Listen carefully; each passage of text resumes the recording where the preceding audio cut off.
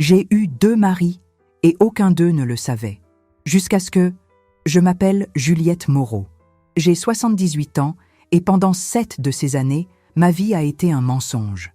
Une imposture si parfaitement orchestrée que parfois, moi-même, je ne savais plus qui j'étais vraiment. J'ai appartenu à 2 hommes, j'ai vécu dans 2 maisons et j'ai porté 2 noms.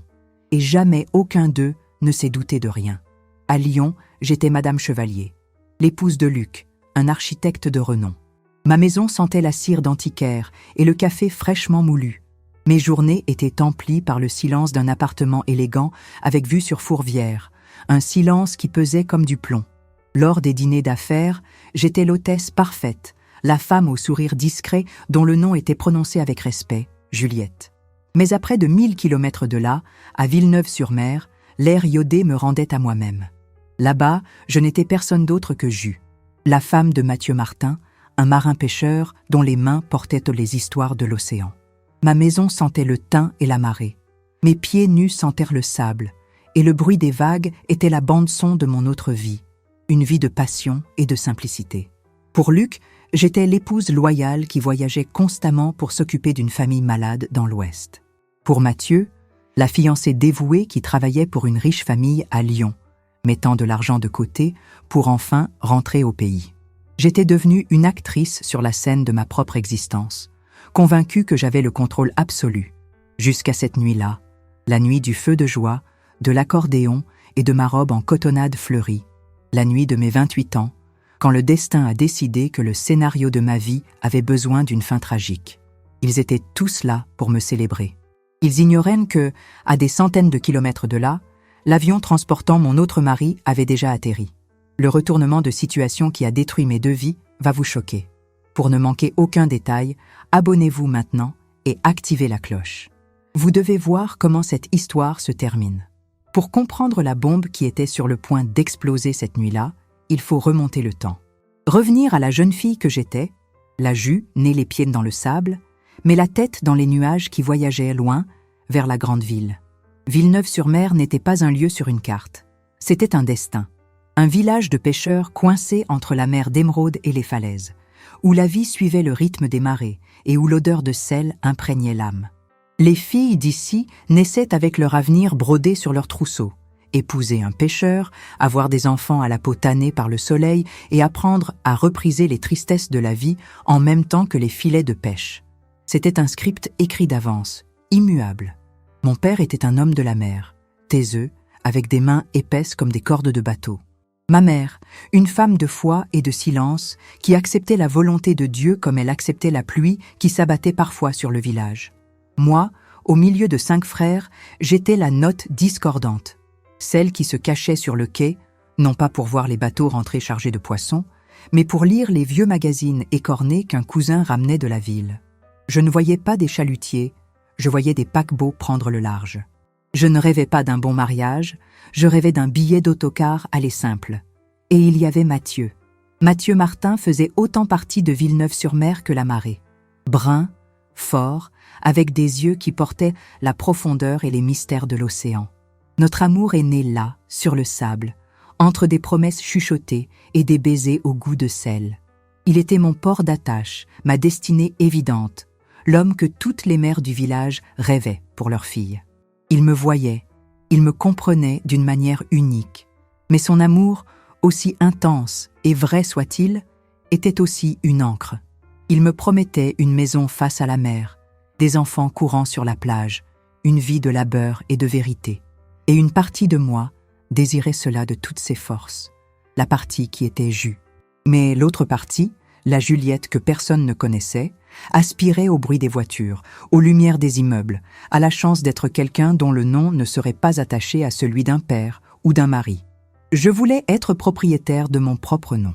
Quand, à 21 ans, j'ai annoncé que je partais pour Lyon, pour tenter ma chance, le monde de Mathieu s'est effondré. Il n'a pas compris. Personne n'a compris. Pour eux, c'était comme si j'échangeais le paradis contre un enfer inconnu.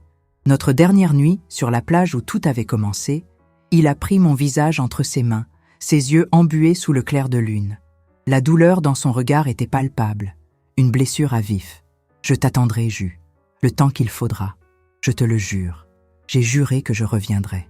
J'ai juré avec mes lèvres, tandis que mon cœur se brisait en deux. Une moitié restait là, avec lui, enfouie dans le sable de Villeneuve-sur-Mer. L'autre moitié, l'ambitieuse, l'égoïste, celle-là était déjà dans le quart, filant vers le sud-est, sans savoir qu'elle courait en réalité à sa propre perte.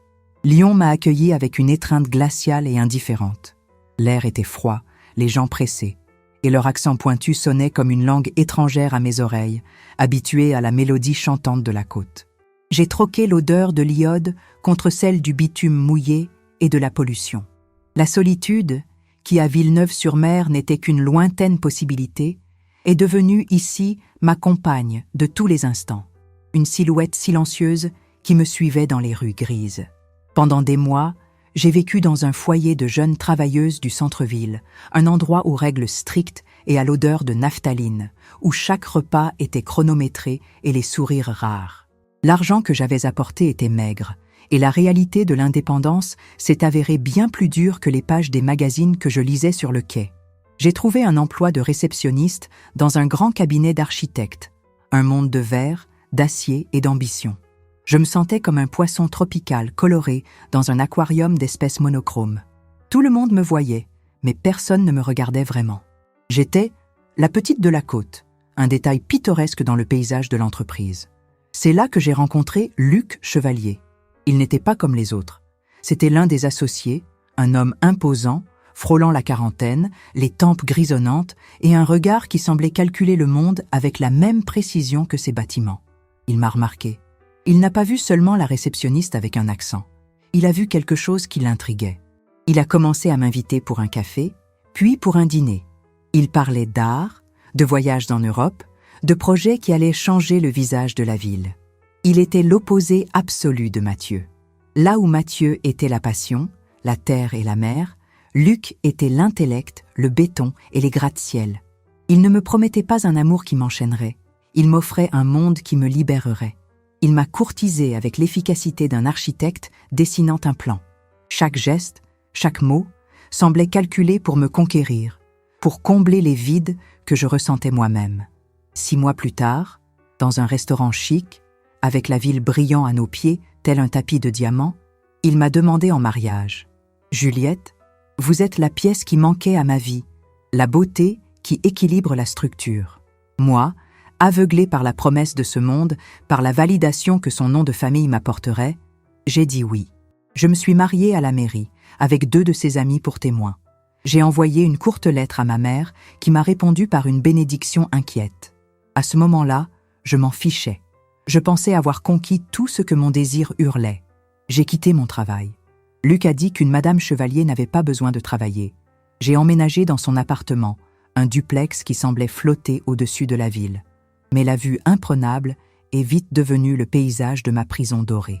Luc était un mari exemplaire en public, gentil, protecteur, prévenant. Mais entre les murs de notre foyer, il était une absence. Son bureau était son véritable temple, ses projets, ses véritables enfants. Nos conversations étaient des monologues sur son emploi du temps, ses clients, ses succès. Il ne m'interrogeait pas sur mes rêves. Il me donnait une carte de crédit pour en acheter de nouveaux. Le silence de l'appartement était assourdissant. Je le comblais avec des cours de cuisine, des visites de musées, avec tout ce qu'on m'avait dit qu'une femme riche et oisive devait faire. Mais la solitude me dévorait de l'intérieur, une faim qu'aucun mets raffiné ne parvenait à apaiser. Les lettres que je recevais de ma sœur Claire étaient mon seul lien avec la réalité que j'avais abandonnée. Elle parlait de naissance, de fêtes de village, de la pêche qui avait été bonne. Et parfois, elle parlait de Mathieu. Il était toujours là, célibataire. Il attendait. Chaque mot était un coup de poignard de culpabilité dans ma poitrine, un rappel de ce que j'avais abandonné. C'est alors que j'ai compris, avec une terreur silencieuse, que mon désir m'avait trompé. Je n'aspirais pas au luxe ou à un nom de famille important. Mon désir n'était pas d'être vu, c'était d'être ressenti. Je voulais la chaleur d'une main qui cherche la mienne au milieu de la nuit, non par habitude, mais par besoin. Je voulais un rire fort et maladroit qui résonne dans la maison, brisant la perfection stérile des meubles design. Je voulais le chaos d'une famille, l'odeur du gâteau au yaourt de ma mère, le sentiment d'appartenance qu'aucun bijou ne pourrait acheter. Mon véritable désir n'était pas de quitter Villeneuve-sur-Mer, mais d'avoir un endroit où revenir, un endroit qui serait vraiment mon foyer. Par une froide nuit d'hiver, Luc est rentré plus tard que d'habitude, exultant. Il a annoncé qu'il avait signé le plus gros contrat de sa carrière. Il a ouvert une bouteille de champagne coûteux, m'a donné un baiser rapide et formel sur le front et s'est enfermé dans son bureau pour continuer à travailler. Je suis restée seule, dans l'immense salon, la coupe de cristal pétillante à la main, à regarder les lumières de la ville que j'avais tant rêvé de conquérir. Et là, dans ce moment de lucidité brutale, j'ai compris. J'avais tout ce dont la petite Jus n'aurait jamais osé rêver, et je n'avais absolument rien de ce dont la femme, Juliette, avait besoin. Mon cœur ne battait plus à Lyon. Il hurlait, désespéré et muet, pour Villeneuve-sur-Mer. La réponse à mon cri silencieux n'est pas venue sous la forme d'une consolation, mais d'une catastrophe.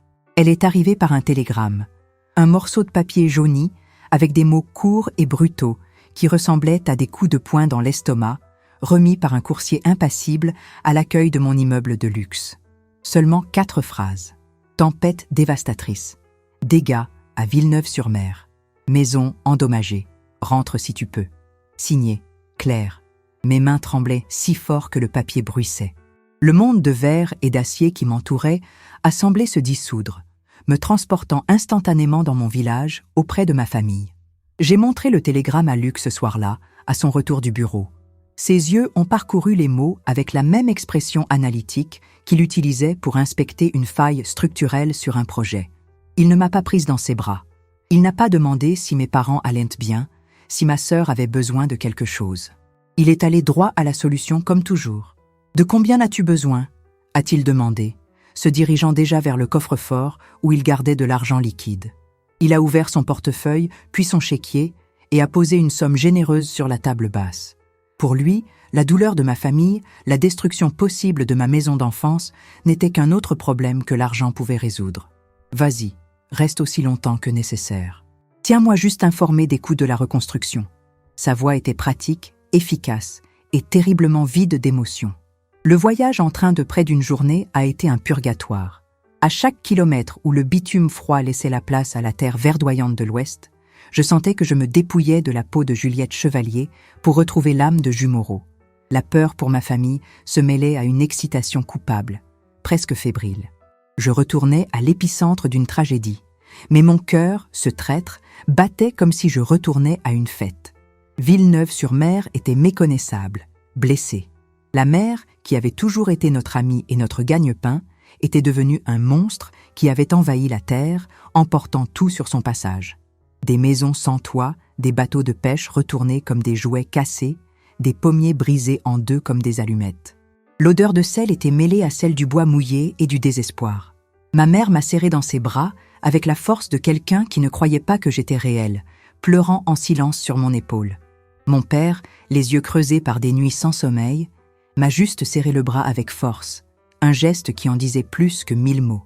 Là, au milieu du chaos, couverte de poussière et entourée par la solidarité des voisins, je me suis sentie chez moi pour la première fois en 3 ans.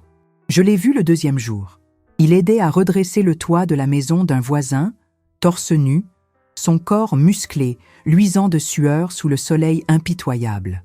Nos regards se sont croisés par-dessus les décombres et les vies brisées. Le monde autour a disparu. Le bruit des marteaux, les voix, tout s'est tu. Mathieu est descendu lentement du toit, s'essuyant les mains sales de suie sur son pantalon, et a marché vers moi. Son visage était plus mince, plus marqué, mais ses yeux étaient les mêmes. « Jus », a-t-il murmuré, comme s'il craignait que je sois un mirage. Je croyais ne plus jamais te revoir. Sa voix, plus grave, plus rauque à cause du temps et de la douleur, m'a frappé comme une vague. Nous avons parlé là, au milieu de la rue, de la tempête, des dégâts, de la force de nos gens. Puis, il s'est arrêté et m'a regardé droit dans les yeux. « Et toi ? Comment est la vie dans la grande ville ? Cette famille pour qui tu travailles, ils te traitent bien ?» Le temps s'est arrêté. Dans mon esprit, 2 portes se sont ouvertes dans un couloir sombre. L'une menait à la vérité, une vérité simple et brutale. « Mathieu, je me suis mariée. J'ai un autre nom, une autre vie. Ce serait une porte vers l'honnêteté, mais aussi vers la fin de ce regard, la fin de ce lien que la distance n'avait pas réussi à effacer. L'autre porte était celle du mensonge, une porte sombre, séduisante et dangereuse, mais qui me garderait là, à cet instant, sous la chaleur de son regard, appartenant à nouveau à quelque part. Et avant que Juliette Chevalier, la femme de Lyon, ne puisse intervenir, Jus Moreau, la jeune fille désespérée d'appartenance, a répondu « Le mensonge est sorti de ma bouche avec une facilité effrayante, comme s'il avait été répété pendant des années. La vie est dure, Mathieu. Beaucoup de travail, beaucoup de solitude. Mais je mets mon argent de côté. Pour revenir. » Il a absorbé mes paroles, le soulagement commençant à adoucir ses traits. Mais il avait besoin de plus. « Mais toi, tu n'as rencontré personne? Tu n'as pas refait ta vie ?» Je l'ai regardé dans les yeux, les mêmes yeux qui m'avaient vu grandir. Et j'ai scellé mon destin. Non, mon cœur est resté ici, à Villeneuve-sur-Mer. À l'instant où ces mots sont sortis, un gouffre s'est ouvert sous mes pieds. Mathieu a souri, un sourire de soulagement si pur, si plein d'un espoir renouvelé qu'il m'a transpercé l'âme. Il m'a cru. Et là, en voyant le bonheur que mon mensonge lui causait, je n'ai pas ressenti de culpabilité. J'ai ressenti du pouvoir. Et c'est à ce moment précis, sur les décombres de mon village natal, que j'ai commencé à construire ma propre ruine, brique par brique. La première brique de ma ruine fut le mensonge. La seconde, le silence qui l'a soutenu. Les semaines qui ont suivi à Villeneuve-sur-Mer ont été un délire fiévreux, un mélange de bonheur et de panique. Mathieu et moi sommes devenus inséparables. Sous prétexte d'aider à la reconstruction du village, je passais mes journées à ses côtés, me sentant vivante d'une manière que je n'avais pas connue depuis des années. Le soleil sur ma peau, le sel sur mes lèvres, sa main dans la mienne, tout semblait trop réel, trop dangereux. À Luc, à l'autre bout du fil, je narrais une saga de reconstruction lente et coûteuse. Je décrivais des toitures à refaire, des murs qui menaçaient de s'effondrer, la bureaucratie pour obtenir des matériaux. Chaque euro qu'il m'envoyait, soi-disant pour les travaux de la maison de mes parents, était en fait un investissement dans les fondations de ma double vie. Il ne posait pas de questions. Pour son esprit pragmatique, ce n'était qu'une question de logistique et de budget. L'absence de son épouse était un petit prix à payer pour la tranquillité de savoir qu'un problème était en train d'être résolu. Mathieu, aveuglé par l'espoir que mon mensonge lui avait donné, était la personnification du bonheur. Il me suivait du regard, me protégeait du soleil, m'incluait dans tous ses projets futurs comme si mon départ n'avait jamais eu lieu. Pour lui et pour tout le village, j'étais l'enfant prodigue revenu à sa juste place. Ma famille, soulagée de me voir à nouveau dans le droit chemin, a embrassé la farce sans poser de questions. Un mois plus tard, alors que la poussière de la tempête était retombée et que la vie à Villeneuve-sur-Mer reprenait son cours, Mathieu m'a emmené sur une petite colline surplombant la mer. Le soleil se couchait, peignant le ciel en orange et lilas. Il a désigné un lopin de terre défriché, entouré d'une nouvelle clôture en bois. « C'est ici, Jus, » dit-il, la voix étranglée par l'émotion. « Où je vais construire notre maison, face à la mer, comme tu en as toujours rêvé. J'ai juste besoin que tu dises que tu restes, que tu reviens pour de bon. Épouse-moi. » Le monde s'est arrêté. Sa demande n'était pas une question. C'était la confrontation finale entre mes deux vies, le choix que j'avais repoussé. Dire oui était une trahison envers Luc, l'homme qui, malgré sa froideur, était légalement mon mari. Dire non était détruire Mathieu, anéantir l'espoir pur dans ses yeux et admettre la monstruosité de ma tromperie. J'ai regardé son visage, l'honnêteté qui émanait de chaque pore, et j'ai senti le poids écrasant de ma propre fausseté. J'ai pensé à Luc, à l'appartement silencieux, à la vie stérile, et, une fois de plus, la Jus égoïste, la Jus affamée de cette chaleur, de ce sentiment d'appartenance, a gagné. Oui, ai-je murmuré, et le mot a sonné comme une sentence. Je t'épouse, Mathieu. Je suis retournée à Lyon quelques jours plus tard, avec une bague de fiançailles en coquillage cachée au fond de ma valise et l'alliance en or de Luc de retour à mon annulaire. Et c'est ainsi que mon enfer personnel a commencé. Ma vie est devenue une œuvre de fiction.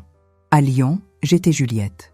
Je lisais les journaux le matin, j'assistais à des vernissages, je donnais mon avis sur la couleur du nouveau canapé. À Villeneuve-sur-Mer, où je me rendais tous les 2 ou 3 mois, j'étais Jus. Je marchais pieds nus, je connaissais le nom de tous les bateaux du port et j'aidais ma mère à faire du phare breton. Mon existence se résumait à des voyages en train clandestin. C'était près d'une journée d'agonie, de transformation.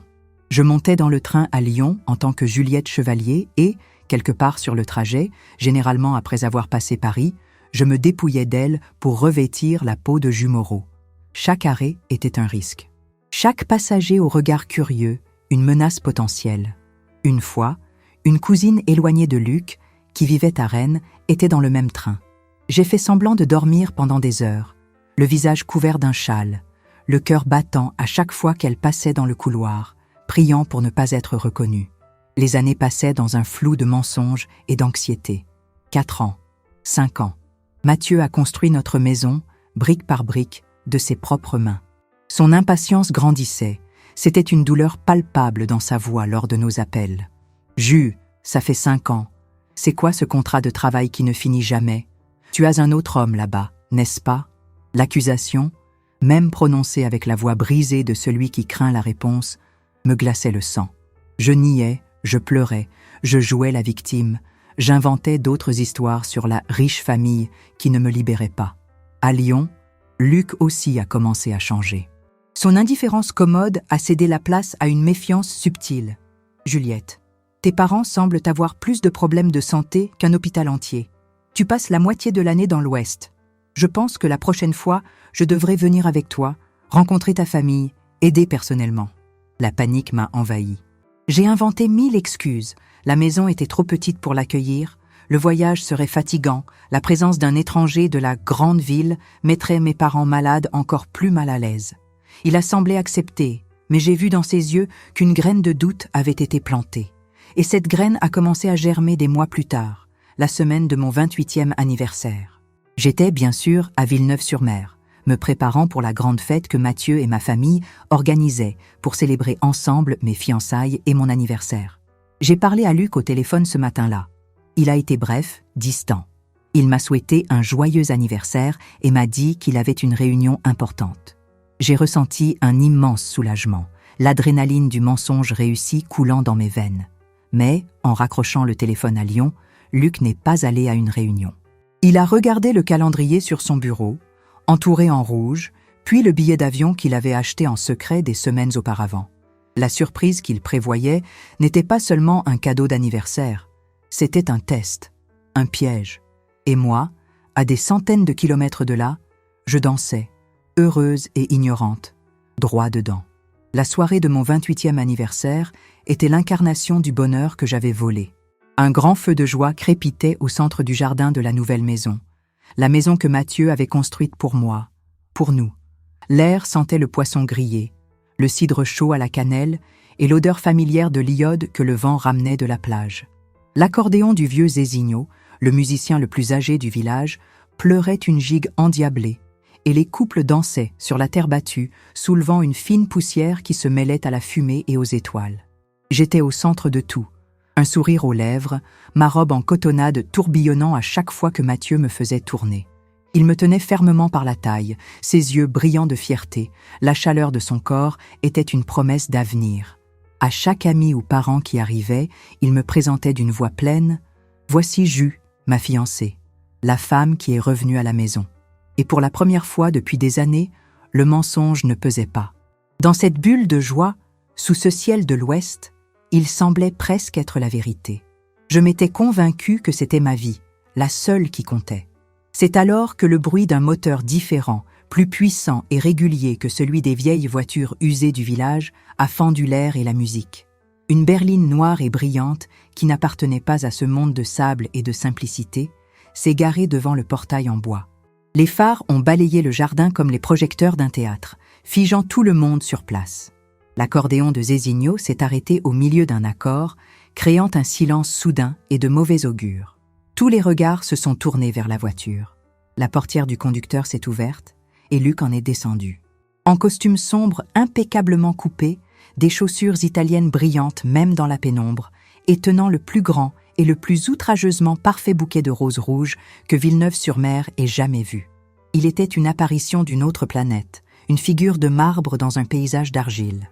Il a marché dans ma direction, le sourire de surprise étudié sur le visage, qui s'est rapidement transformé en un masque de confusion en voyant la scène, en me voyant dans les bras d'un autre homme. « Juliette » dit-il, et mon nom de lion sonna comme un blasphème en ce lieu. Sa voix, polie et contrôlée, a tranché le silence comme un couteau. Que se passe-t-il ici ? Mathieu m'a instinctivement lâché et a fait un pas en avant, se plaçant entre Luc et moi, un geste de protection animale. Ses yeux, qui quelques secondes auparavant brillaient d'amour, étaient maintenant deux fentes de méfiance. Il a regardé l'étranger, puis moi, cherchant une explication. « Qui êtes-vous » a demandé Mathieu, la voix grave et hostile. « Et comment connaissez-vous le nom de ma fiancée ?» À cet instant, l'univers entier s'est contracté pour tenir dans ce jardin. L'air est devenu dense, irrespirable. Je voulais crier, je voulais courir, je voulais que le sol s'ouvre et m'avale. J'ai regardé le visage de Luc et j'ai vu le moment exact où sa confusion s'est transformée en compréhension. Et puis, en un dégoût froid et tranchant. Il n'était pas là pour m'offrir un cadeau. Il était là pour confirmer un soupçon. Il savait. D'une manière ou d'une autre, il savait. Luc a laissé échapper un rire bref et sans humour. Un rire qui a résonné comme un coup de feu dans le silence de la nuit. Il a regardé Mathieu avec supériorité, puis moi, et enfin ma main gauche, où la simple bague de fiançailles en coquillage semblait crier ma trahison. « Fiancé » a-t-il répété, savourant le mot avec un sarcasme qui m'a fait frissonner. « Je crois qu'il y a une erreur. Cette femme, votre jus… » Il a marqué une pause dramatique, s'assurant que tout le monde était attentif. « Et Juliette Chevalier, mon épouse. Et nous sommes légalement mariés depuis 7 ans. » Les mots ont flotté dans l'air, lourds, venimeux. Le bouquet de roses est tombé de la main de Luc, éparpillant des pétales rouges sur la terre battue, comme des gouttes de sang d'un sacrifice. Je me suis tournée vers Mathieu et ce que j'ai vu sur son visage me hantera pour le reste de ma vie. Ce n'était pas de la colère. Pas encore. C'était la fracture. L'image d'un homme bon dont l'âme se brisait en direct, en public. Ses yeux cherchaient les miens, implorant un démenti, une explication qui ait un sens. Et je n'avais rien à lui offrir que mon silence coupable, qui était la plus sonore des confessions. Mon regard a balayé le jardin. J'ai vu ma mère porter la main à sa bouche, le visage pâle comme de la cire sous la lumière du feu. J'ai vu mon père, l'homme taiseux, baisser la tête, le poids de la honte le courbant physiquement, comme s'il avait vieilli de 10 ans en 10 secondes. J'ai vu les visages des voisins, des amis, la curiosité se transformer en stupeur, puis en mépris, et pire que tout, en pitié. J'étais le centre d'un spectacle grotesque. La pécheresse, la menteuse, la femme aux 2 maris. L'humiliation était une vague physique, une nausée qui me montait à la gorge. Le son de l'accordéon a été remplacé par un bourdonnement aigu dans mes oreilles. J'étais là, mais en même temps, je n'y étais pas. Mon corps n'était qu'une coquille vide au centre de mon propre jugement. La bulle de silence a été brisée par un son guttural, un cri de pure douleur animale. Il venait de Mathieu. C'est alors que la colère l'a enfin frappé. Mais il ne s'est pas jeté sur Luc. Il m'a juste regardé, une dernière fois, avec tout le mépris qu'un cœur brisé peut contenir. Il s'est retourné, chancelant comme un homme blessé, et est entré dans la maison qu'il avait construite pour nous. Le bruit de la porte qui claque a été le point final de notre histoire. Luc, avec un calme effrayant, a ajusté sa cravate, m'a jeté un dernier regard de dégoût et est retourné à sa voiture sans se presser. Le vrombissement du moteur au départ était la bande originale de mon expulsion du paradis. Je suis restée seule, au centre du jardin, sous le regard de dizaines de juges silencieux. Mon père s'est alors approché, le visage une lame de pierre. Il n'a pas crié. Sa voix était un murmure, et pour cette raison, elle fut encore plus terrible. « Pars d'ici. Avant le lever du soleil, je veux que tu sois hors de Villeneuve-sur-Mer. Tu n'as plus de nom, ni de famille ici. Avec plaisir. » La chute de Juliette a été brutale, mais c'est au fond du gouffre que le retournement commence à prendre forme. Dans cette solitude, savoir que tu es là me réconforte. Dis-moi de quelle ville tu me regardes. Je lis et réponds à tout le monde pour vous sentir plus proche. Les paroles de mon père n'ont pas été un cri. Elles ont été une lame froide et précise. Elles ont tranché les derniers fils d'espoir qui me rattachaient à ce lieu, à cette vie, à cette jus qui avait un jour existé. Le jardin, autrefois vibrant de musique et de rire, était maintenant un cimetière de rêves. Le feu de joie mourait. libérant ses dernières braises dans l'air comme des soupirs d'agonie. Personne ne me regardait. Les visages qui m'avaient souri se détournaient maintenant, se cachaient. En un instant, je suis devenue invisible, un fantôme à mon propre enterrement social. La femme qui avait trahi tout le monde ne méritait même pas la reconnaissance de son existence. Ma mère a été la seule à s'approcher. Elle n'a rien dit. Le visage baigné de larmes silencieuses, les yeux creusés par une douleur que je ne pourrais jamais comprendre. Elle m'a juste poussé un petit sac en tissu dans les mains. À l'intérieur, quelques vêtements pliés, une part de gâteau encore tiède enveloppée dans une serviette et tout l'argent qu'elle gardait dans la vieille boîte à biscuits en fer sur l'armoire. C'était peu, presque rien, mais je savais que c'était tout ce qu'elle avait. Ce n'était pas un geste de pardon. C'était un geste de miséricorde animale, le même que l'on a pour une créature blessée qu'il faut éloigner pour qu'elle meure loin du nid. C'était un « va, survie ». Un dernier acte d'amour maternel, déguisé en adieu. J'ai marché une dernière fois dans les rues sombres de Villeneuve-sur-Mer, le sac pesant dans mes mains. Chaque fenêtre fermée était une accusation. Chaque aboiement de chien, une sentence. La mère, qui avait été ma confidente, rugissait maintenant de mépris. Je n'avais plus de foyer. Le monde entier était devenu une terre étrangère. À la gare routière minuscule et déserte, j'ai acheté un billet pour le premier autocar qui partait vers le sud, n'importe où, loin d'ici. La destination n'avait pas d'importance. Ce qui importait, c'était la fuite, la distance, l'oubli que je savais ne jamais trouver. J'ai passé les heures suivantes le front collé à la vitre froide, regardant la nuit défiler comme un flou d'obscurité et d'étoiles indifférentes. Je n'ai pas pleuré. La douleur était si profonde qu'elle avait dépassé la barrière des larmes. C'était un état de choc, un vide glacial là où il y avait eu un cœur qui avait aimé deux hommes et lui-même par-dessus tout. Je suis descendue à la gare de Marseille au lever du jour. La ville m'a avalée avec son bruit, sa chaleur humide, son indifférence de métropole. J'ai trouvé une pension bon marché et sordide près du Vieux-Port, un endroit où l'odeur de moisi et de désinfectant se mélangeait et où personne ne posait de questions. L'argent de ma mère a été épuisé en moins de 2 semaines. Et alors, pour la première fois de ma vie, j'ai connu la vraie faim. La douleur aiguë dans l'estomac, le vertige en marchant, l'humiliation de regarder la nourriture dans les vitrines des restaurants comme un animal affamé. Je n'étais plus Juliette Chevalier, la femme de l'architecte. Je n'étais plus Jus Moreau, la fiancée du pêcheur. Je n'étais personne. Un corps anonyme errant dans les rues, portant le poids invisible de la honte comme une seconde peau. Une nuit, assise sur un muret du port, regardant l'eau sombre et huileuse, j'ai pensé à en finir. Ce serait facile. Un pas et le silence. Un pas et la fin de la douleur. Ce qui m'a arrêté, ce n'est pas le courage, c'est la lâcheté. Et l'image du visage déçu de mon père, qui même en m'expulsant, restait la dernière ancre qui me liait à ce monde. J'ai été renvoyée de la pension pour loyer impayé. Mon sac à la main, maintenant plus léger et plus sale, j'ai erré sans but dans les rues historiques du Panier. Le soleil de l'après-midi cognait sur le pavé. C'est alors qu'en tournant au coin d'une rue pour fuir le bruit, je suis entrée dans une ruelle plus silencieuse, dominée par la façade imposante et ancienne d'un couvent. Le couvent Sainte-Claire. Les hauts murs ocre ressemblaient à une forteresse, un refuge contre le monde chaotique extérieur. Il y avait un portail en bois massif, noirci par le temps, entrouvert, et cloué dessus, avec 2 punaises rouillées, une simple feuille de papier, écrite à la main d'une écriture soignée, déjà jaunie par le soleil. Les mots étaient peu nombreux, mais pour moi, à ce moment-là, ils contenaient l'univers entier. Cherche aide cuisinière, logée et nourrie.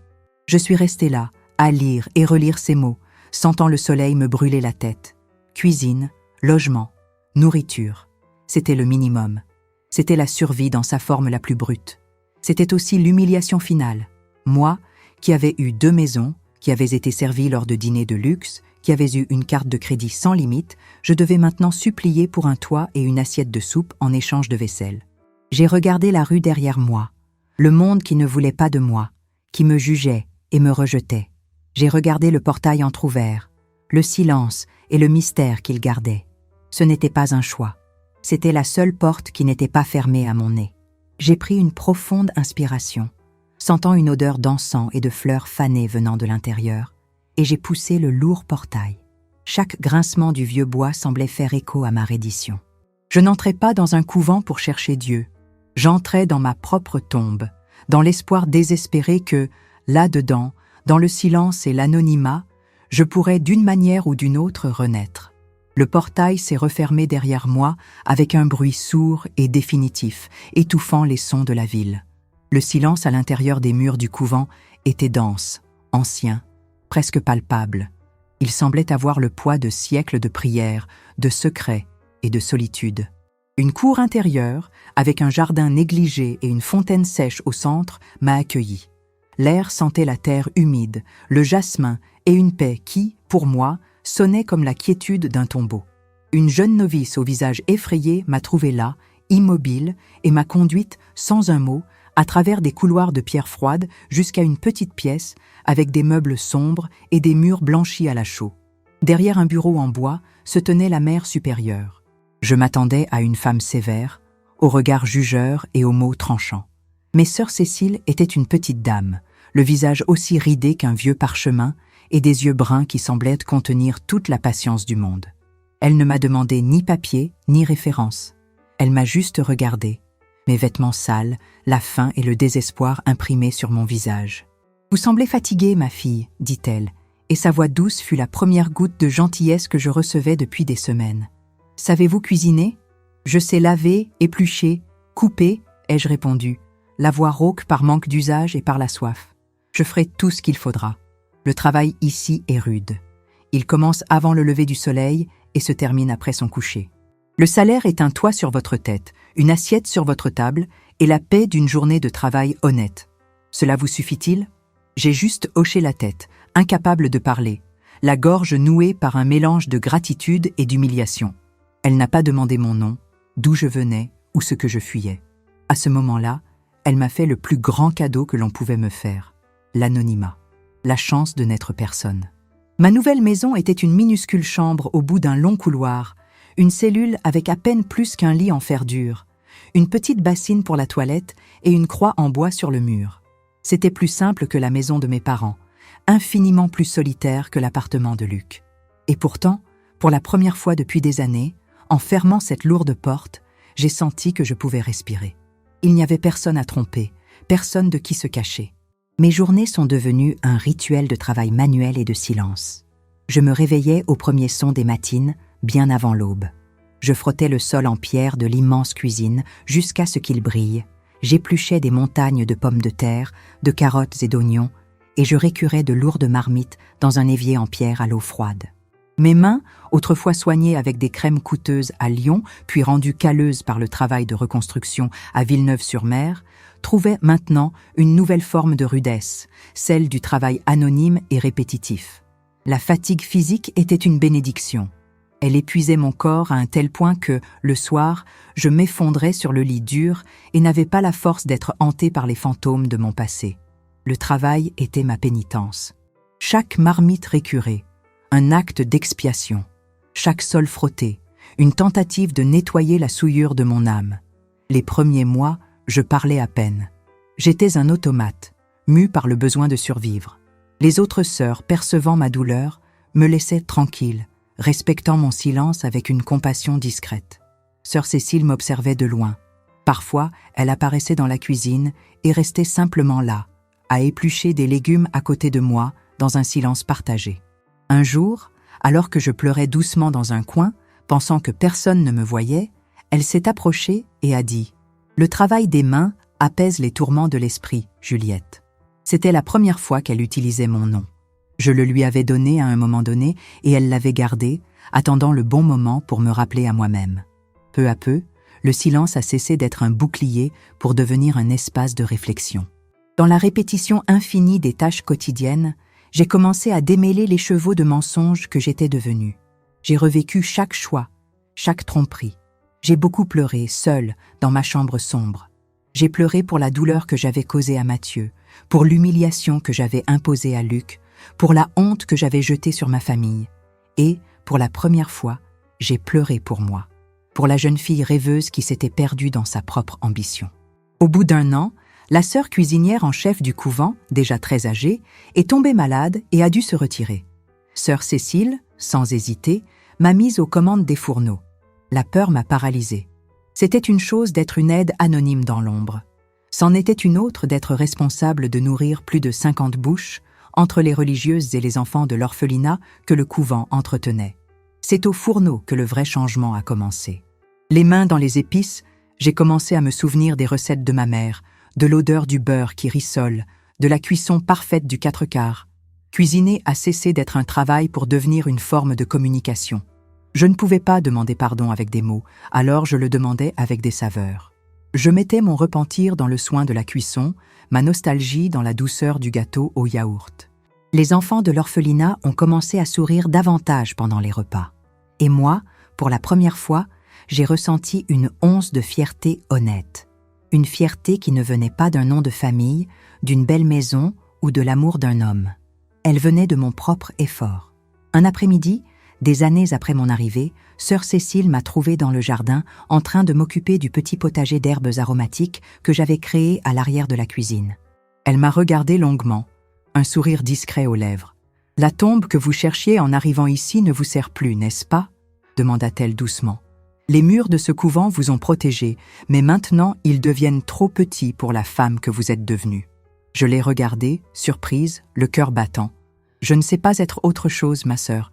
Je ne sais pas vivre dehors. » Elle a souri. « Vous ne saviez pas cuisiner pour 50 personnes, mais vous avez appris. Vous ne saviez pas vivre avec la vérité, mais vous êtes en train d'apprendre. Le pardon que vous cherchez n'est pas ici, Juliette. Il est dans chaque jour que vous vivrez dehors, avec la dignité que vous avez retrouvée. Vous êtes prête. » Ces paroles n'étaient pas un ordre d'expulsion. C'était une remise de diplôme. Et pour la première fois, l'idée de franchir à nouveau ce portail, mais dans la direction opposée, ne m'a pas apporté la panique. Elle a apporté une étincelle de quelque chose que je n'avais pas ressenti depuis longtemps, la possibilité d'un avenir. La possibilité d'un avenir, que sœur Cécile avait mentionné, était un concept aussi terrifiant que son absence totale. Le monde extérieur n'avait pas changé. Les regards réprobateurs, l'indifférence, la dureté de la vie, tout était encore là, à m'attendre. La seule chose qui avait changé, c'était moi. Mais est-ce que ce serait suffisant? Le jour de mon départ, 5 ans après avoir franchi ce portail comme une morte vivante, la cour du couvent semblait plus lumineuse, le jardin moins négligé. Ou peut-être n'était-ce que mes yeux. Au moment des adieux, sœur Cécile m'a remis une petite enveloppe en tissu. « C'est votre salaire pour 5 ans de service. Ce n'est pas beaucoup, mais Dieu multiplie le pain qui est le fruit d'un travail honnête et d'un cœur repenti. » Ses yeux sages ont rencontré les miens. « Le monde n'a pas changé, Juliette, » m'a-t-elle prévenue, comme si elle lisait dans mes pensées. « Mais vous avez changé, et cela fait toute la différence. » Je suis sortie du couvent avec cette enveloppe, un sac de vêtements donné et l'odeur de romarin sur mes mains qui était devenue ma marque. J'ai loué une chambre minuscule et étouffante dans un quartier populaire de Marseille, loin du centre historique, un quartier de travailleurs qui n'avaient pas le temps d'enquêter sur le passé des autres. L'idée de ce que j'allais faire est née du besoin le plus élémentaire et de la seule compétence que j'avais redécouverte: cuisiner. Avec l'argent de sœur Cécile, j'ai acheté une cuisinière à 2 feux d'occasion, une bouteille de gaz, quelques casseroles en aluminium et les ingrédients pour faire la marmite du pêcheur de ma mère. J'ai commencé humblement, en vendant des plats à emporter sur le trottoir, à la porte d'un grand chantier de construction. Je me réveillais à 4 heures du matin pour aller au marché, je cuisinais dans ma minuscule chambre, et à midi, avec les barquettes empilées dans une glacière, j'attendais. Les premiers jours, je n'ai presque rien vendu. Les ouvriers, méfiants envers cette femme étrange et silencieuse, passèrent leur chemin. L'humiliation de rentrer chez moi avec presque toute la nourriture était un couteau aiguisé. Mais j'ai persisté. L'odeur de ma cuisine, qui se répandait dans la rue, est devenue ma carte de visite. Un jour, un des ouvriers, le plus âgé, a décidé de tenter sa chance. Le lendemain, il en a amené 2 autres. La semaine suivante, j'avais une file d'attente. La réputation de la cuisine de Juliette s'est répandue dans le quartier. De 10 barquettes par jour, je suis passée à 50. Le point de vente improvisé sur le trottoir est devenu un petit local loué dans la même rue, un espace exigu avec un comptoir et 2 tables en plastique. J'ai peint la façade de mes propres mains, le coin de jus. En utilisant mon ancien surnom, je sauvais et purifiais en quelque sorte une partie de moi que je croyais morte. Cet endroit est devenu mon sanctuaire. Chaque client satisfait, chaque compliment était une petite brique dans la reconstruction de mon estime de moi. L'entreprise a tellement grandi que mes seules mains ne suffisaient plus. J'avais besoin d'aide. Au lieu de chercher des CV, j'ai cherché des histoires. J'ai embauché 2 femmes. Marie, une mère célibataire qui avait été licenciée de son emploi précédent pour avoir dû s'absenter pour s'occuper de son fils malade. Et Lucie, une veuve de 50 ans qui luttait pour subvenir aux besoins de ses petits-enfants et que personne ne voulait embaucher à cause de son âge. J'ai vu en elle le même désespoir qui m'avait un jour consumé. Je leur ai donné non seulement un emploi, mais aussi la dignité et le respect que le monde leur refusait. Nous 3, femmes brisées par la vie, avons formé une famille improbable, unie par l'odeur de l'ail et la force de tout recommencer. 10 ans s'étaient écoulés depuis la nuit de mon humiliation à Villeneuve-sur-Mer. J'avais 38 ans. J'avais une entreprise prospère, une maison louée simple mais à moi, et le respect d'une communauté qui ne connaissait pas mon passé. Mais la blessure de ma famille était toujours là, une cicatrice qui lançait les jours de pluie et les nuits de solitude. Je m'étais relevée dans le monde, mais la partie la plus importante de moi était toujours en ruine. L'idée de leur écrire était une terreur. Et s'ils ne répondaient pas? Et s'ils répondaient avec haine? Le rejet, maintenant que j'avais quelque chose à perdre, une vie, un nom, serait encore plus dévastateur. Pendant des années, la lâcheté l'a emporté, jusqu'à un dimanche soir. Après avoir fermé le restaurant, je me suis assise dans la cuisine vide, l'odeur de nourriture flottant encore dans l'air. J'ai regardé Marie et Lucie partir, en riant, vers leur famille. Et la solitude m'a frappée avec la force d'un coup de poing. Je devais savoir. Je devais essayer. J'ai pris une feuille de cahier et un stylo. Les mots ont mis du temps à venir, bloqués par une décennie de honte. Je n'ai pas demandé à être réacceptée. Je n'ai pas essayé de me justifier ou de blâmer les circonstances. J'ai juste dit la vérité, nue et crue. J'ai parlé du couvent, de la faim, du travail acharné. J'ai décrit la femme que j'étais devenue, la vie que j'avais construite de mes propres mains. Et à la fin, la seule chose que j'ai demandée, c'est le pardon.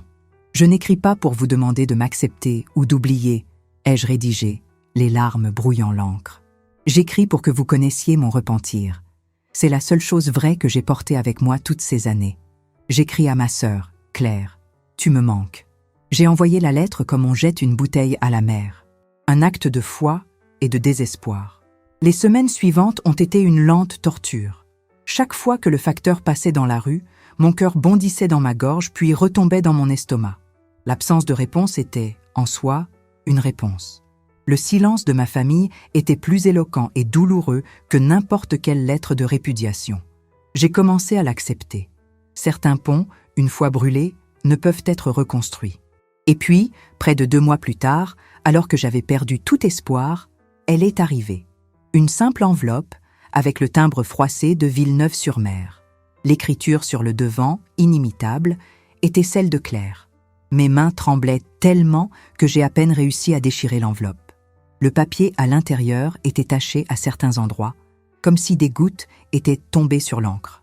J'ai commencé à lire, me préparant au coup de grâce, aux mots de condamnation que je savais mériter. Mais ce que j'ai lu n'était pas une condamnation. C'était juste 3 courtes phrases, mais qui avaient le pouvoir de démolir et de reconstruire mon monde une fois de plus. Juliette, le manque ici est plus grand que la rancœur. Papa et maman sont partis il y a quelques années. Viens nous voir. On a besoin de toi. Certainement. C'est le moment des retrouvailles avec le passé, le véritable test de la femme que Juliette est devenue. Les 3 phrases de Claire m'ont frappée par vagues successives, chacune plus dévastatrice que la précédente. La première fut le choc, l'information froide et brutale. Papa et maman sont partis il y a quelques années. La douleur a été physique, une pointe aiguë dans la poitrine qui m'a coupé le souffle. J'avais perdu ma chance. J'avais perdu la chance de les regarder dans les yeux, de m'agenouiller s'il le fallait, et d'implorer leur pardon. L'image de leur visage, le dernier regard de déception de mon père, la douleur silencieuse de ma mère, s'est matérialisée devant moi. J'ai pleuré là, dans la cuisine de mon restaurant, un pleur sec, étranglé, damné d'un deuil que je ne m'étais pas permis de vivre. La deuxième vague fut l'incrédulité, l'espoir naissant des décombres. Le manque ici est plus grand que la rancœur. Et la troisième, l'appel, l'ordre qui était aussi une invitation. On a besoin de toi. J'ai laissé le restaurant aux soins de Marie et Lucie qui m'ont regardé avec une inquiétude silencieuse et j'ai pris le premier autocar pour le nord. Cette fois, le voyage n'était pas une fuite désespérée, ni un retour clandestin. C'était un pèlerinage.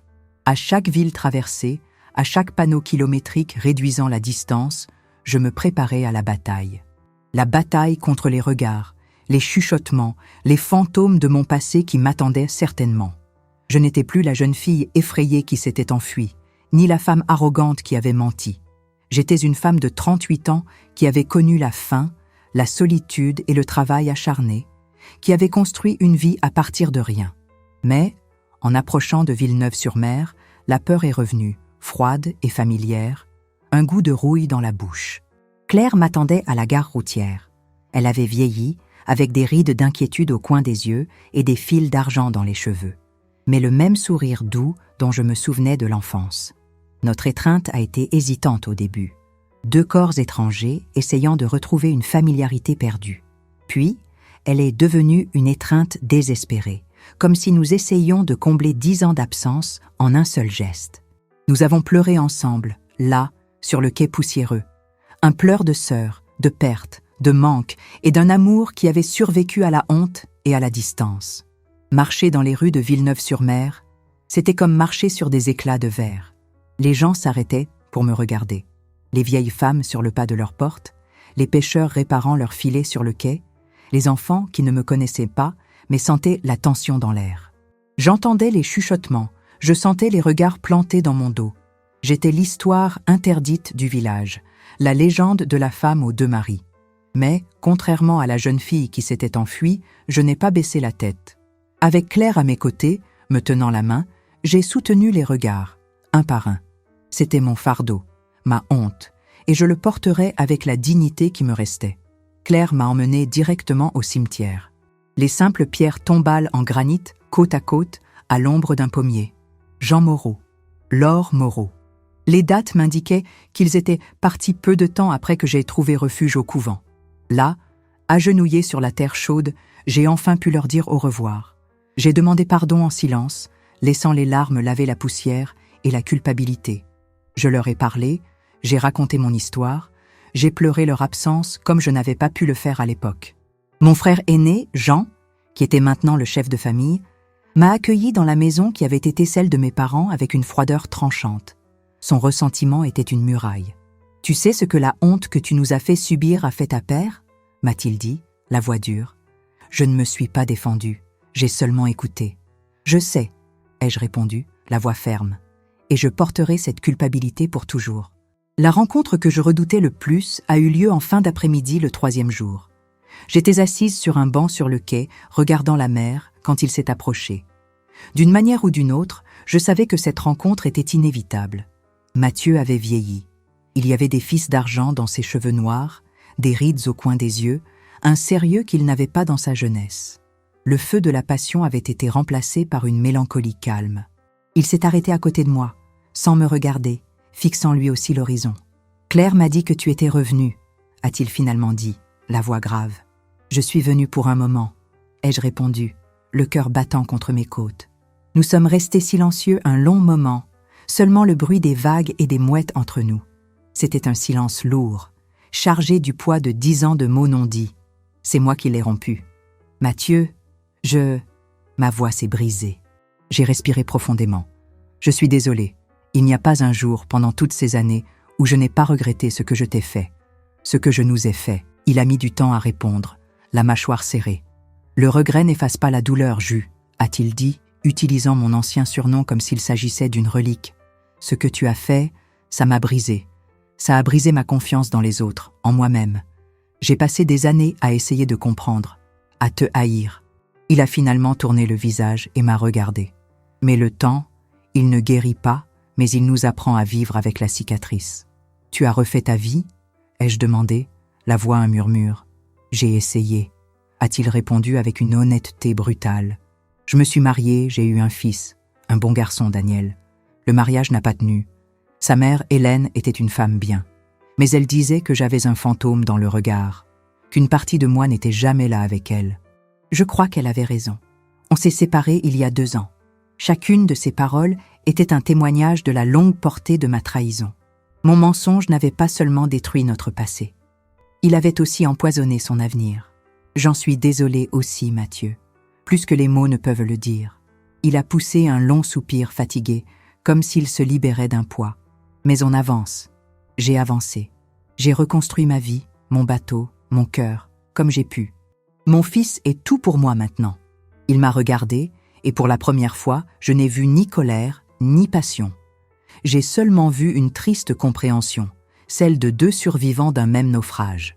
Je suis content que tu aies réussi à reconstruire la tienne aussi, Jou. Claire m'a raconté. Je suis content que tu ailles bien. Il a tendu la main, non pas pour un contact romantique, mais pour une poignée de main formelle, celle de quelqu'un qui boucle une boucle. Sois heureuse, Jou. Vraiment. Il s'est levé et est parti, marchant le long du quai, sa silhouette sombre se découpant sur le soleil couchant. Je l'ai regardé jusqu'à ce qu'il disparaisse. Il n'y a pas eu de larmes. Il n'y a pas eu de promesses. Il y a juste eu la paix. À ce moment-là, j'ai compris la nature de ma rédemption. Il ne s'agissait pas d'être pardonné par tout le monde. Il s'agissait de regarder mon passé en face, d'accepter la dévastation que j'avais causée, et pourtant, de trouver un chemin vers la sérénité. Je suis retournée chez Claire. La maison sentait le café chaud et le gâteau aux pommes. Elle sentait la famille. Je me suis assise sur la terrasse, dans le vieux fauteuil à bascule de ma mère, regardant la même mère qui avait un jour représenté ma prison et ma fuite. Et pour la première fois depuis plus d'1 décennie, je n'ai pas ressenti le désir de partir. J'ai senti que, finalement, après une longue et terrible tempête, j'étais rentrée à la maison. Le doux balancement du fauteuil en osier de ma mère était le même. L'odeur de la mer, apportée par la brise de fin d'après-midi, était la même. Le village de Villeneuve-sur-Mer, dans son essence, avec ses maisons colorées et ses filets de pêche séchant au soleil, était le même. La seule chose qui avait changé, de manière irrévocable et profonde, c'était moi, assise là, sur cette terrasse qui avait été la scène de tant de mes rêves d'évasion.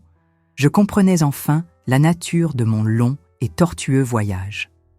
Pendant des années, j'ai cru que mon mensonge était un pont, un chemin ingénieux qui me permettait d'avoir le meilleur des 2 mondes. Quelle folle illusion! Le mensonge n'a jamais été un pont.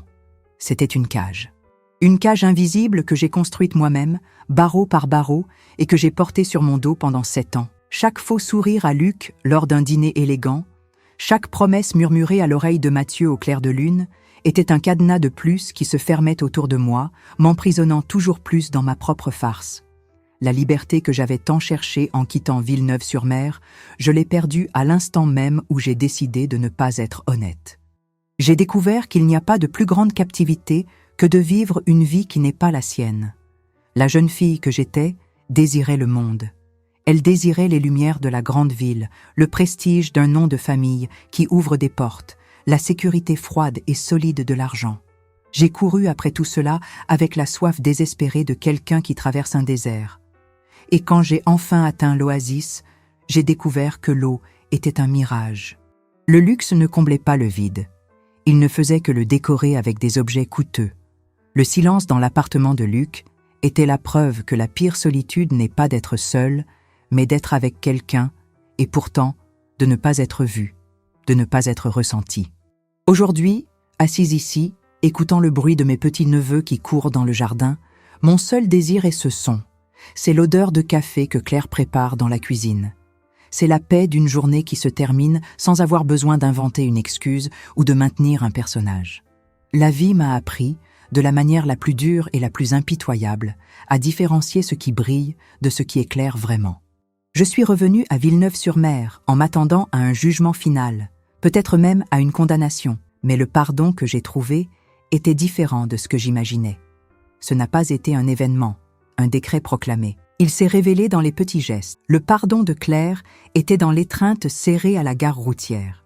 Celui de mon frère Jean, qui était le plus rancunier, est venu des mois plus tard, dans la tasse de café qu'il m'a servi en silence, sans me regarder dans les yeux, mais qui était un traité de paix. Celui de Mathieu, dans une poignée de main et un « sois heureuse » qui nous a libérés tous les deux. Mais le pardon le plus difficile à obtenir n'est pas venu d'eux. Il est venu de l'intérieur. Pendant des années, au couvent puis dans la cuisine de mon restaurant, je me suis punie par un travail épuisant, je me suis condamnée par un silence auto-imposé. Ce n'est que lorsque j'ai cessé de me voir comme la menteuse, l'adultère, et que j'ai commencé à me voir comme la femme qui a survécu à sa propre destruction, que la vraie paix a commencé à s'installer dans mon cœur. J'ai compris que la rédemption n'est pas d'effacer le passé. C'est impossible. La rédemption, c'est d'apprendre à vivre avec lui, avec les cicatrices qu'il a laissées, sans lui permettre de définir tout votre avenir. C'est porter son histoire, aussi lourde soit-elle, mais ne pas la laisser vous empêcher de marcher. Je pensais que l'amour d'un homme me définirait. D'abord, l'amour simple et enraciné de Mathieu, qui promettait sécurité et appartenance. Puis, l'amour sophistiqué et distant de Luc, qui promettait un statut et un nouveau monde. J'ai été définie par les deux, et en mentant, je ne les ai pas seulement trahis. Je me suis trahi moi-même, j'ai annulé qui j'étais en fonction de ce qu'ils représentaient. Finalement, j'ai découvert que le seul amour capable de sauver une vie est l'amour de soi, un amour construit sur les fondations de la vérité, aussi douloureuse soit-elle. Je ne suis plus la femme de Luc, ni la fiancée de Mathieu, je suis Juliette, la femme qui cuisinait des plats à emporter, la sœur de Claire, la grand-tante qui fait le meilleur phare breton de la région. Et cette identité, forgée dans le feu du repentir et la sueur du travail honnête, personne ne pourra plus jamais me l'enlever. La question n'était plus de savoir ce qui s'était passé. La question était maintenant, qu'allais-je faire de la paix que j'avais tant lutté pour trouver ? La réponse à ce que j'allais faire de ma paix n'est pas venue comme une révélation divine par une nuit étoilée. Elle est venue avec le bruit d'un marteau, avec l'odeur de peinture fraîche, avec le travail, comme tout ce que j'avais construit de bon dans ma seconde vie. Je ne suis pas revenue à Villeneuve-sur-Mer pour prendre ma retraite et vivre de souvenirs. Je suis revenue pour vivre vraiment. Avec l'argent que j'avais économisé pendant mes années à Marseille et avec l'aide de Claire, devenue mon associée et mon bras droit, j'ai acheté la vieille maison d'angle sur la place de l'église, une bâtisse qui était abandonnée depuis des années, les fenêtres brisées comme des yeux vides. Nous deux, ensemble, avons rénové l'endroit. Et là, au cœur du village qui m'avait un jour expulsé, j'ai ouvert un petit restaurant. Le coin de jus, saveur d'antan. Il ne s'agissait plus de vendre des plats à emporter pour survivre. Il s'agissait de créer un lieu de rencontre pour mes gens. Les recettes de ma mère, que je gardais en mémoire, et les herbes aromatiques que j'avais appris à cultiver au couvent sont devenues l'attraction du village. Les gens venaient pour la marmite du pêcheur, pour le gâteau aux pommes, mais aussi pour la conversation, pour l'ambiance chaleureuse. Moi, qui avais un jour été la honte du village, je suis devenue, peu à peu, son point de ralliement. Mon frère Jean, au début, passait devant le restaurant le visage fermé, regardant avec méfiance l'agitation. Mais un jour, sa femme, fatiguée de son entêtement, l'a traîné à l'intérieur pour un déjeuner dominical. Il s'est assis, a mangé en silence ma poule au pot, le plat préféré de notre père. À la fin, avant de partir, il s'est arrêté au comptoir où je me trouvais, a hésité une seconde et a juste dit « C'est le même goût que celui de maman ». C'était sa manière maladroite et masculine de dire que je faisais de nouveau partie de la famille. Avec le temps, le restaurant est devenu le lieu de rencontre officiel des Moreau. Les déjeuners du dimanche, les anniversaires. Moi, qui avais été la pièce qui a brisé la famille, je suis devenu le centre qui la réunissait à nouveau. Les nouvelles de mon autre monde, le monde de Lyon, sont arrivées des années plus tard, apportées par un touriste qui, en entendant mon nom de jeune fille, a fait le lien. Il m'a raconté que Luc Chevalier était décédé d'une crise cardiaque foudroyante, il y a 5 ou 6 ans. Il a laissé une femme et 2 filles. Il s'était remarié peu de temps après la finalisation de notre divorce. À ce moment-là, en apprenant la nouvelle, je n'ai ressenti ni joie, ni colère, ni une once de vengeance. J'ai ressenti une douce tristesse, une compassion pour l'homme ambitieux qui n'avait jamais appris à se reposer, qui avait échangé une femme contre une autre comme on change une pièce dans un projet. J'ai prié pour lui, en silence, souhaitant qu'il ait trouvé dans son autre famille la paix que je n'ai jamais pu lui donner et qu'il n'a jamais su chercher. Mathieu ne s'est jamais remarié. Il a élevé son fils, Daniel, qui est devenu un jeune homme fort et bon, un pêcheur respecté comme son père. Parfois, il s'arrête à mon restaurant en fin d'après-midi pour prendre un café et une part de gâteau. Nos conversations sont simples, sur le temps qu'il fait, le prix du poisson, les bêtises de mes petits-neveux. Le passé est un océan silencieux entre nous. Nous le voyons, nous le respectons, mais nous ne naviguons plus dans ces eaux troubles. Il y a une entente, une affection qui a survécu à la trahison et au temps, transformée en une amitié sereine. Aujourd'hui, à 78 ans, les gens de Villeneuve-sur-Mer ne me voient plus comme la femme du scandale. Ils me voient comme Madame Jus, la patronne du restaurant, la tante de presque tous les enfants du village. Mon histoire est devenue une légende chuchotée, un conte de mise en garde, mais aussi d'espoir, transmis de mères en filles. Je n'ai pas effacé mon passé. Il est dans chaque ride de mon visage, dans chaque cale de mes mains. Il fait partie de qui je suis, mais il ne me définit plus.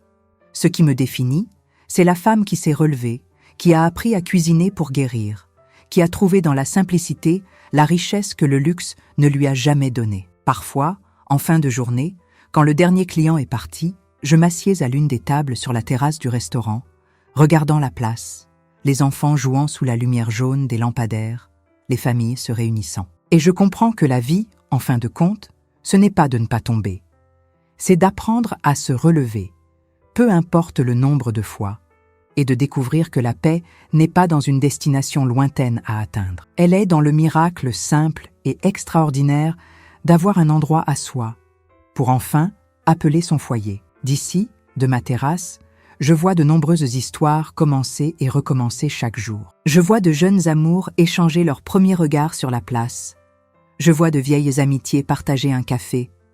Je vois de petites querelles et des réconciliations qui sont le tissu de la vie en communauté. Et je sais que dans chacune de ces histoires, dans chaque cœur qui bat dans ce village, il y a une bataille silencieuse entre le désir et la vérité, entre ce que nous sommes et ce que nous feignons d'être pour être aimés. Peut-être que vous qui m'écoutez maintenant, vous vous trouvez à l'un de ces carrefours. Peut-être que, comme moi autrefois, vous avez l'impression de vivre une vie qui n'est pas la vôtre, de porter un masque devenu trop lourd. Peut-être que le poids d'un secret, d'un mensonge, aussi petit soit-il, vous étouffe, vous empêche de respirer à fond. Je sais ce que c'est. Je connais la peur paralysante de choisir la vérité, car la vérité, parfois, détruit tout autour de nous comme une tempête. Mais ce que j'ai appris, de la manière la plus amère, c'est que le mensonge nous détruit de l'intérieur, lentement, de manière corrosive, jusqu'à ce qu'il ne reste plus rien de nous. J'ai dû tout perdre, absolument tout, pour comprendre que la seule possession que nous ayons vraiment dans ce monde est notre intégrité. J'ai dû devenir personne pour, enfin, découvrir qui j'étais. Le chemin pour sortir de l'abîme est long, solitaire et douloureux. Mais la paix de poser sa tête sur l'oreiller le soir, en sachant que l'on a été fidèle à soi-même, n'a pas de prix. Il n'y a pas de luxe au monde, pas de nom de famille, pas d'amour qui puisse acheter cette paix. Elle n'est pas un cadeau. C'est une conquête. Mon histoire a été marquée par un mensonge qui a failli m'anéantir. Mais elle a aussi été marquée par la force d'un nouveau départ, par la bonté d'une religieuse qui ne m'a pas jugée, par le courage d'une sœur qui m'a pardonné, et par la résilience que je ne savais même pas posséder, cachée sous des couches de peur et d'ambition. Je crois qu'à l'intérieur de chacun de nous existe cette force, la capacité de regarder ses propres décombres et de décider, les mains tremblantes, de construire quelque chose de nouveau, quelque chose de vrai. C'est pourquoi, aujourd'hui, je ne vous demande pas seulement d'aimer cette vidéo. Je vous demande de partager un morceau de votre propre force. Si mon parcours vous a touché d'une manière ou d'une autre, si vous croyez au pouvoir de se relever, quelle que soit la gravité de la chute, laissez un commentaire ci-dessous avec la phrase « Recommencer est la plus grande preuve de force ». Remplissons cet espace d'histoire et de sentiments de dépassement pour que personne traversant une tempête en ce moment ne se sente seul. Merci de m'avoir écouté, de m'avoir permis de partager mes cicatrices avec vous. Que l'histoire de chacun soit toujours écrite avec l'encre de la vérité. Soyez bénis et à la prochaine.